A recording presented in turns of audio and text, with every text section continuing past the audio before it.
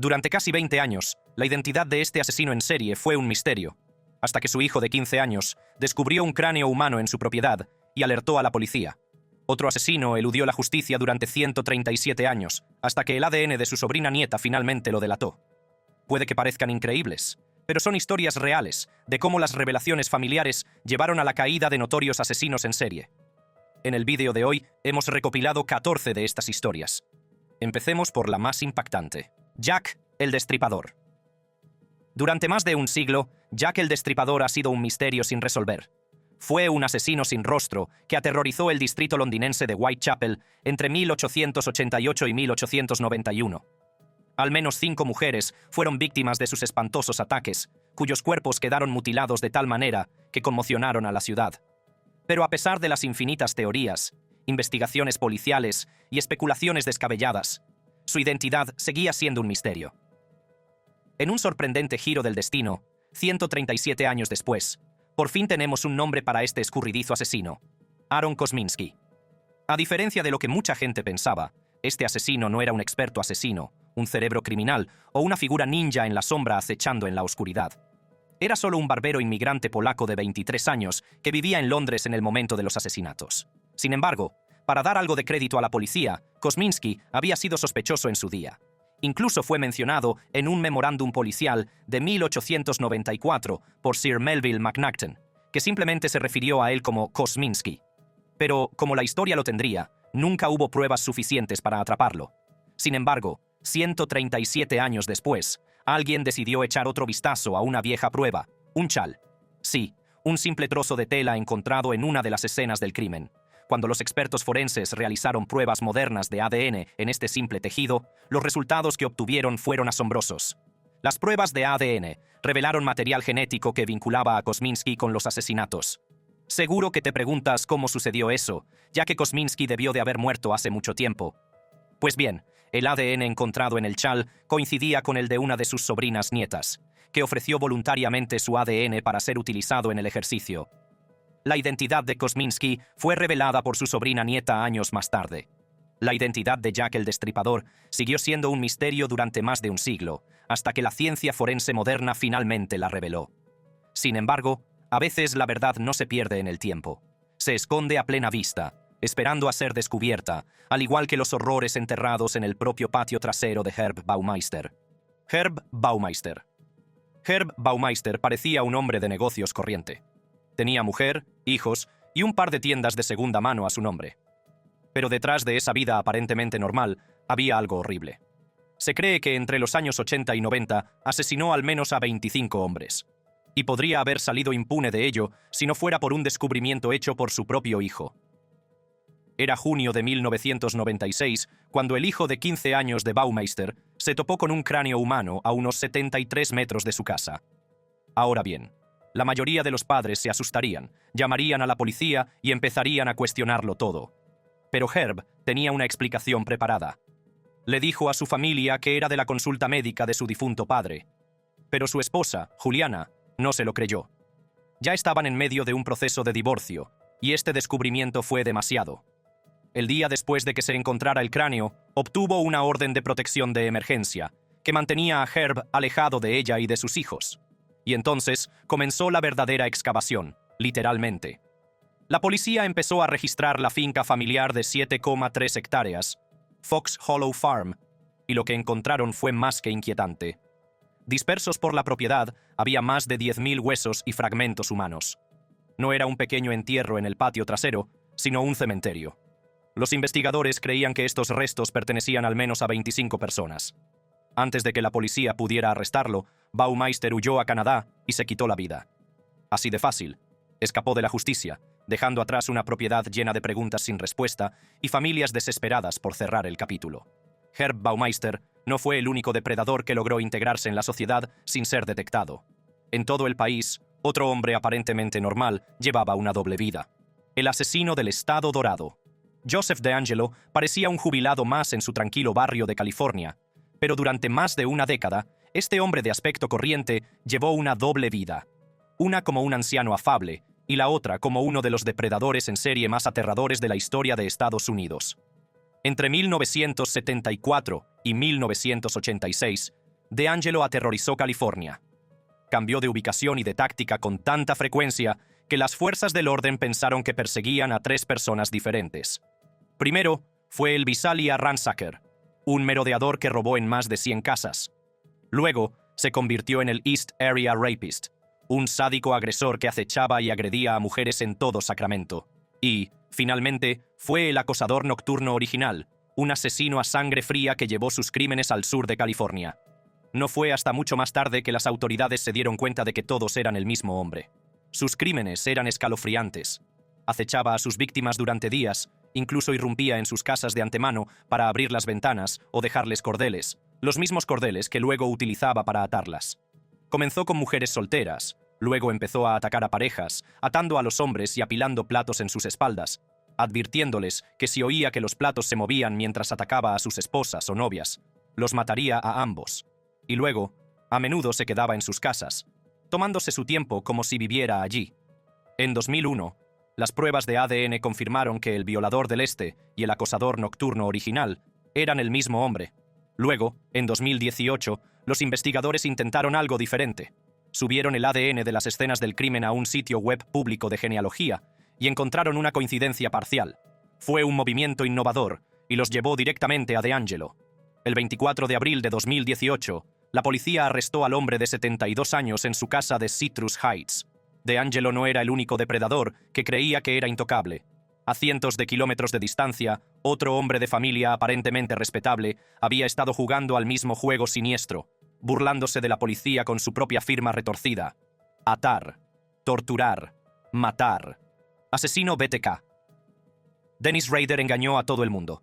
Para su familia, era un marido cariñoso, un padre cariñoso, un miembro respetado de la comunidad y un líder de la iglesia. Pero a puerta cerrada, era el asesino BTK.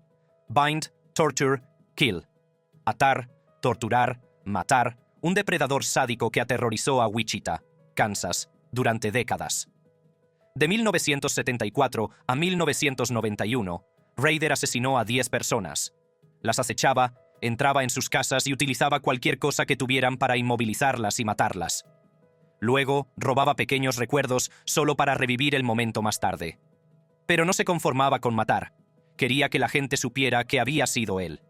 Se burlaba de la policía y de los medios de comunicación con cartas en las que detallaba sus crímenes de una manera que sugería que se creía invencible. Y durante un tiempo, lo fue. Los asesinatos cesaron en 1991 y BTK desapareció. Wichita siguió adelante. La gente cerraba las puertas un poco menos y el miedo se desvaneció. Pero entonces, en 2004, algo cambió. Rader se volvió engreído. Empezó a enviar cartas de nuevo, haciendo saber a todo el mundo que BTK seguía ahí fuera. Ese fue su mayor error. La policía estaba en alerta máxima y la tecnología había avanzado mucho más allá de lo que era en los años 70 y 80. En una de sus cartas, Rader envió un disquete, pensando que había borrado todos los rastros de su identidad. Pero no era tan experto en tecnología como pensaba. Los investigadores encontraron metadatos que vinculaban el disco a un ordenador de la Iglesia Luterana de Cristo, la misma iglesia donde Dennis Rader fue presidente del consejo. Poco después, los investigadores descubrieron que la hija de Rader, Kerri Rawson, tenía pruebas médicas rutinarias archivadas. Sin su conocimiento, obtuvieron una orden judicial para sus registros. Cuando se comparó el ADN con las pruebas de las escenas del crimen de BTK, coincidieron. Así de fácil, la fachada de décadas de Rader se vino abajo. Mientras BTK actuaba solo, en Europa, otro asesino tenía una cómplice, su propia esposa. Pero en un giro impactante, ella lo traicionó más tarde, y el tiro le salió por la culata. Ogro de las Ardenas. Fourniret fue un asesino en serie francés responsable de al menos 12 asesinatos entre 1987 y 2003. Sus víctimas eran en su mayoría mujeres jóvenes y niñas, y sus métodos eran tan escalofriantes como calculados. Era un depredador en el sentido más estricto de la palabra, que cazaba a sus víctimas con una paciencia inquietante. Pero no actuaba solo. Su esposa, Monique Olivier, desempeñó un papel clave a la hora de atraer a las víctimas a su trampa. Mientras él cometía los asesinatos, ella ayudaba a hacerlos posibles. Durante años, la pareja operó en las sombras. Finalmente, fueron detenidos en 2003, cuando una chica que Fourniret había intentado secuestrar logró escapar. Esto condujo a su arresto en Bélgica. Pero incluso entonces, los investigadores no tenían idea de cuán profundos eran sus crímenes. No fue hasta que Olivier comenzó a hablar que el horror completo comenzó a emerger. La naturaleza de sus crímenes era más que perturbadora. Fourniret tenía una obsesión con las vírgenes, específicamente con las chicas jóvenes. Una de sus primeras víctimas conocidas fue Isabelle Laville, de 17 años. En 1987, Olivier fingió ser un conductor perdido y convenció a Isabelle para que subiera a su furgoneta. Poco después, Fourniret se unió a ellos, y la adolescente nunca más fue vista con vida. El reinado del terror de Fourniret llegó a su fin gracias a la huida de una superviviente y a la confesión de su esposa, pero no todos los asesinos dejan testigos o cómplices voluntarios. Algunos consiguen permanecer en las sombras durante décadas, con sus crímenes sin resolver y sus identidades desconocidas hasta que la ciencia los atrapa. El estrangulador de los sábados por la noche. En la década de 1970, 3 adolescentes, Sandra Newton, Geraldine Hughes y Pauline Floyd, salieron a la calle pero nunca llegaron a casa. Sus cuerpos fueron encontrados estrangulados por un depredador que llegaría a ser conocido como el estrangulador de los sábados por la noche. Los agentes trabajaron sin descanso, pero a pesar de sus esfuerzos, el asesino seguía siendo un fantasma. La mejor pista que tenían era una descripción: un hombre con el pelo tupido y bigote, que conducía un Morris 1100 de color claro. Durante casi 30 años, las familias de las víctimas vivieron con preguntas sin respuesta. Luego, a principios de la década de 2000, el análisis de ADN había avanzado mucho y la policía de Gales del Sur decidió volver a examinar el caso. En primer lugar, los científicos forenses analizaron las pruebas de las escenas del crimen. Las manchas de semen en la ropa de las víctimas revelaron que las 3 niñas habían sido asesinadas por el mismo hombre. Eso fue un gran avance, pero había un problema. Su ADN no estaba en ninguna base de datos. Fue entonces cuando recurrieron a los perfiles de ADN familiares. La idea era simple pero brillante. Si el asesino tenía hijos, podrían estar en la base de datos, y una coincidencia parcial podría llevarlos directamente a él. Los científicos examinaron miles de muestras de ADN de hombres en el sur de Gales, en busca de una coincidencia parcial. Después de horas de cuidadosas comprobaciones cruzadas, un nombre destacó: Paul Capen. Pero Paul Capen era solo un niño cuando ocurrieron los asesinatos. Claramente no era el asesino. Pero su padre, Joseph Capen, había sido interrogado en 1973 y coincidía con la descripción. Sin embargo, nunca se le había considerado seriamente sospechoso porque su esposa le había dado una coartada diciendo que estaba en casa la noche de los asesinatos. Capen murió de cáncer de pulmón en 1990. Pero vivo o muerto, la policía no lo dejaba en paz. Hicieron pruebas a su exmujer y a su hija y confirmaron una coincidencia de 2/3. Estuvo cerca, pero no fue concluyente. Para estar completamente seguros, fueron un paso más allá. Exhumaron su cuerpo. Y ahí estaba, la prueba irrefutable. El ADN extraído de los restos de Capen coincidía exactamente con el perfil del asesino. Se convirtió en el primer asesino en serie del Reino Unido en ser identificado póstumamente mediante el ADN familiar. Los crímenes de Joseph Capen podrían haber seguido siendo un misterio para siempre si no fuera por el poder del ADN. Pero a veces, no es solo la ciencia la que lleva a un asesino ante la justicia. En la siguiente historia, fue la hija del criminal quien descubrió su identidad: Edward Edwards. Edward Edwards no era un delincuente cualquiera, era un fugitivo, un asesino en serie, y durante años, un fantasma en el sistema. Huyó de la ley, robó gasolineras, e incluso acabó en la lista de los 10 más buscados del FBI. La hija de Edwards, April Balasio, creció mudándose de un lugar a otro, sin quedarse nunca demasiado tiempo en ningún sitio. Era una rutina a la que estaba acostumbrada. En un momento estaban instalados, y al siguiente, su padre despertaba a todos en medio de la noche para decirles que hicieran las maletas. De niña, pensaba que era normal. Pero mirando atrás, se dio cuenta de que era algo completamente distinto. Dondequiera que se mudaban, alguien había sido asesinado. Así que creo de verdad que en casi todos los lugares en los que vivimos, mi padre mató a alguien porque en todos los lugares en los que vivimos, hablamos de alguien que fue asesinado. De adulta, la curiosidad pudo más que ella. Una noche, se sentó frente al ordenador y escribió 2 palabras: caso sin resolver, y Watertown. Al instante, su pantalla se llenó de noticias sobre los infames asesinatos de Sweetheart. 2 adolescentes desaparecieron después de una boda en 1980. Sus cuerpos en descomposición fueron encontrados 2 meses después en un campo. El crimen había permanecido sin resolver durante décadas. A Abril se le cayó el alma a los pies. Conocía ese lugar. Su padre había trabajado en ese mismo lugar de celebración de bodas. La línea de tiempo coincidía. Los recuerdos empezaron a aflorar. No podía ignorarlo. Temblando, cogió el teléfono y llamó a la policía, diciéndoles que creía que su padre era el responsable. No pasó mucho tiempo antes de que las pruebas de ADN confirmaran lo que April temía. La coincidencia fue del 100%. Y eso no fue todo. Fue condenado por matar a 5 personas, pero los investigadores sospechaban que había muchas más víctimas. Pero Edwards no fue el único asesino cuyo pasado fue desentrañado por su propia hija. La siguiente historia fue igual de impactante. El asesino camaleón. Terry Rasmussen era un tipo más con una sonrisa encantadora, que iba de ciudad en ciudad, cambiando de nombre como de ropa. Pero detrás de las identidades falsas, había un hombre responsable de al menos 6 asesinatos. ¿Lo más aterrador? Se las arregló para permanecer oculto durante años. No fue hasta principios de la década de 2000 que las piezas empezaron a encajar.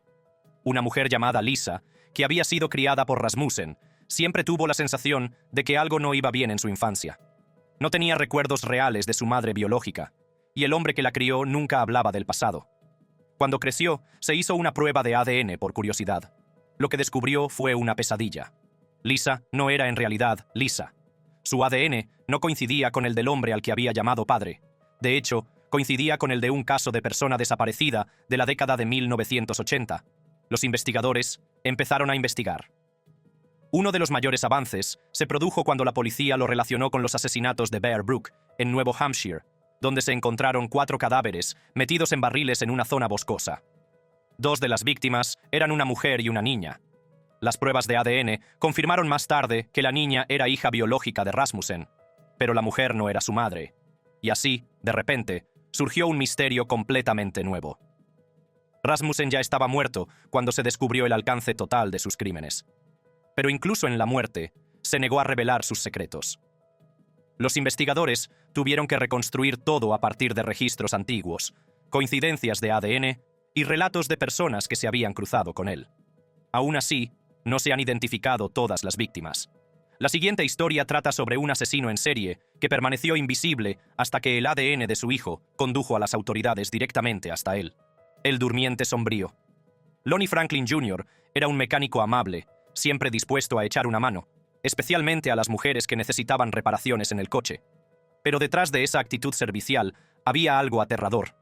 Su ola de asesinatos comenzó en 1985 y durante años siguieron apareciendo cadáveres en el sur de Los Ángeles. Entonces, de repente, los asesinatos cesaron en 1988. Era como si se hubiera desvanecido. Pero 14 años después, los asesinatos comenzaron de nuevo. Mismos patrones, mismo tipo de víctimas, misma brutalidad. Estaba claro que el durmiente siniestro no había terminado. Durante mucho tiempo, la policía no tuvo nada. Tenían ADN, pero no había coincidencias en el sistema. Era un fantasma. Pero entonces, en 2010, se produjo un gran avance. El hijo de Franklin fue arrestado por un delito grave, y cuando su ADN entró en el sistema, señaló algo inusual. El ADN no coincidía con ninguna escena del crimen, pero estaba cerca. Los investigadores se dieron cuenta de que tenía que ser un pariente directo del durmiente sombrío. Fue entonces cuando se centraron en el propio Franklin. Los detectives se hicieron pasar por camareros en un restaurante donde Franklin estaba comiendo, y cuando terminó, recogieron la masa de pizza que había tirado. Eso fue todo lo que hizo falta. El ADN coincidía perfectamente. Cuando la policía lo arrestó en su casa, los vecinos quedaron en estado de shock. Pero las pruebas eran abrumadoras. En su casa, la policía encontró cientos de fotos de mujeres, muchas de las cuales aún no han sido identificadas. Mientras que Franklin vivió para afrontar las consecuencias de sus crímenes. El siguiente asesino en serie no lo hizo. El asesino de la autopista I-65. Harry Edward Greenwell entraba y salía de la cárcel, tenía facilidad para escapar y llevaba una vida que le permitía moverse libremente por los estados. Pero durante décadas, nadie supo lo peligroso que era en realidad. Entre 1987 y 1989, mujeres que trabajaban solas en moteles a lo largo de la Interestatal 65 en Indiana y Kentucky fueron brutalmente atacadas y asesinadas. La primera víctima conocida fue Vicky Heath, una recepcionista nocturna del Hotel Super 8 en Elizabethtown, Kentucky. Fue agredida sexualmente y recibió un disparo en la cabeza. 2 años después, en 1989, Margaret Peggy Gill y Jen Gilbert, ambas trabajadoras de los moteles Days Inn de Indiana, fueron asesinadas exactamente de la misma manera. El patrón era claro. No se trataba de una violencia aleatoria, sino de la obra de un único asesino. La policía tenía pruebas. Incluso tenían una víctima superviviente. En enero de 1990, una mujer de 21 años que trabajaba en un Days Inn en Columbus, Indiana, fue atacada.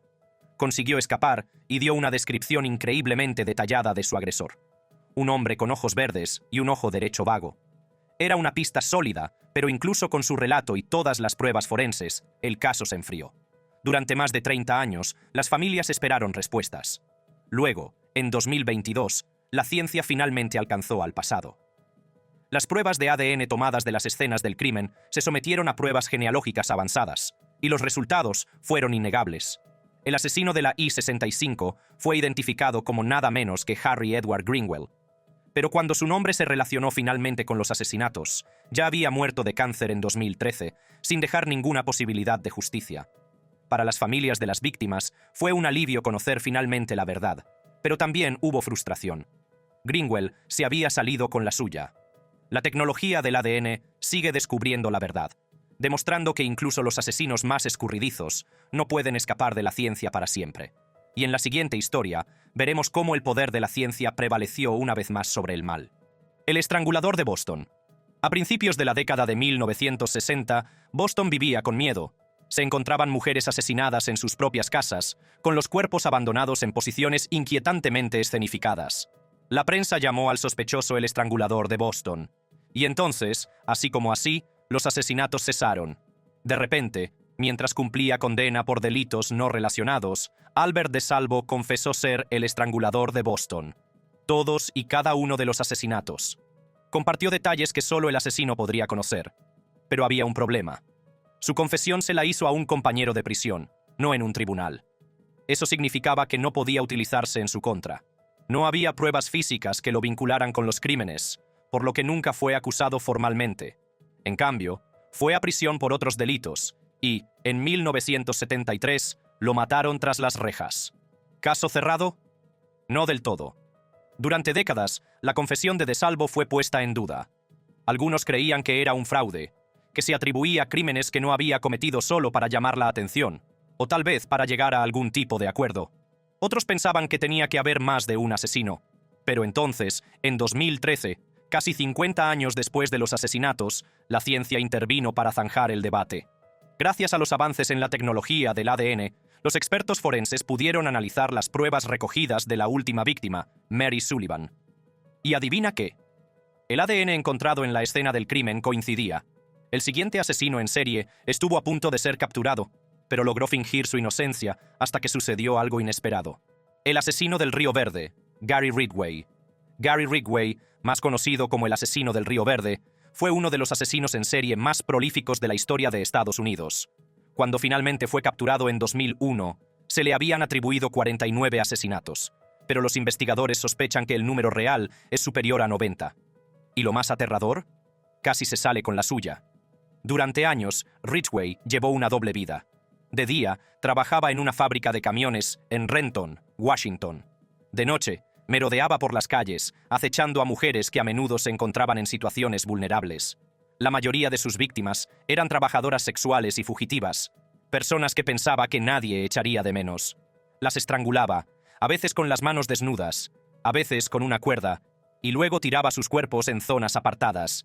Y justo cuando crees que no puede empeorar, empeora. Ridgway volvía a visitar los cuerpos, cometiendo actos tan perturbadores que incluso los investigadores que trabajaban en el caso se quedaban conmocionados. A pesar de ser sospechoso, desde 1982 logró escabullirse. Los investigadores lo interrogaron e incluso le hicieron una prueba de polígrafo, que pasó. El caso se prolongó durante décadas, las pruebas se acumularon, pero nada definitivo apuntaba a Ridgway. Encajaba demasiado bien. Pero resulta que alguien cercano a él tenía sus propias sospechas, su esposa. Mientras Ridgway llevaba una vida normal, su entonces esposa, Judith Mawson, empezó a notar cosas que no cuadraban. Él desaparecía durante horas, a veces días, sin dar explicaciones. Pasaba una cantidad inusual de tiempo lavando su camioneta, limpiándola obsesivamente incluso cuando no estaba sucia. Pero no fueron solo sus sospechas las que llevaron a la caída de Ridgway, sino la ciencia. En 2001, los investigadores utilizaron perfiles de ADN avanzados para analizar las pruebas recogidas en las escenas del crimen años antes, y esta vez tuvieron una coincidencia. Ridgway fue arrestado cuando salía del trabajo, como si fuera un día normal. Imagínate fichar la salida, pensar en la cena y de repente, ¡zas!, la policía te espera para detenerte por casi 50 asesinatos. Si el nombre de Rex Heuermann no te da escalofríos, probablemente lo hará cuando conozcas al próximo famoso asesino en serie. El asesino en serie de Gilgo Beach. Durante años, los asesinatos de Gilgo Beach atormentaron a investigadores, familias y al público en general. Y, sin embargo, durante más de una década, la persona responsable de estos espantosos asesinatos anduvo libre, viviendo una vida completamente normal. O eso parecía. El caso se remonta a mucho tiempo atrás, con cuerpos descubiertos ya en 2010.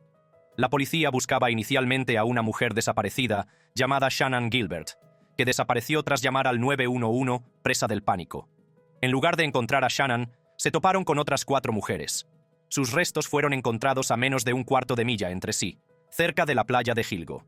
En los meses siguientes, aparecieron más restos, lo que elevó el recuento total a 10.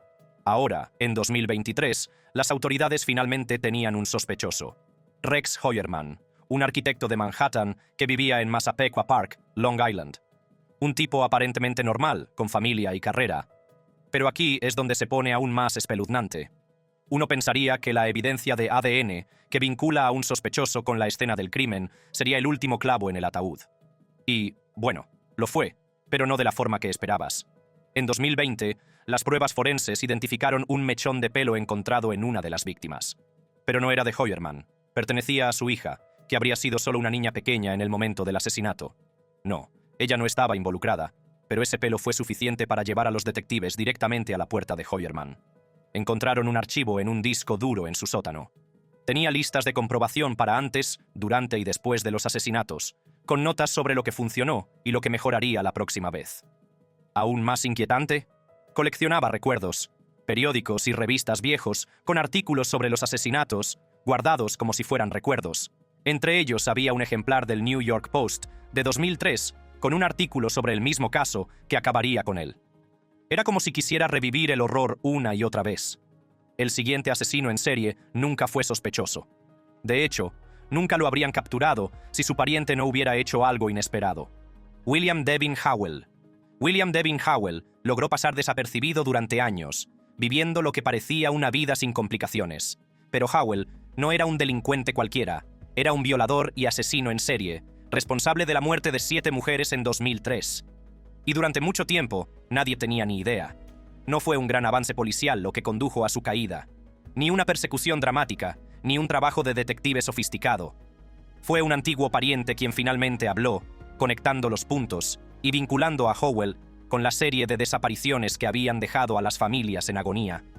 Howell tenía un jardín, pero no estaba lleno de flores ni árboles. En su lugar era donde enterraba a sus víctimas.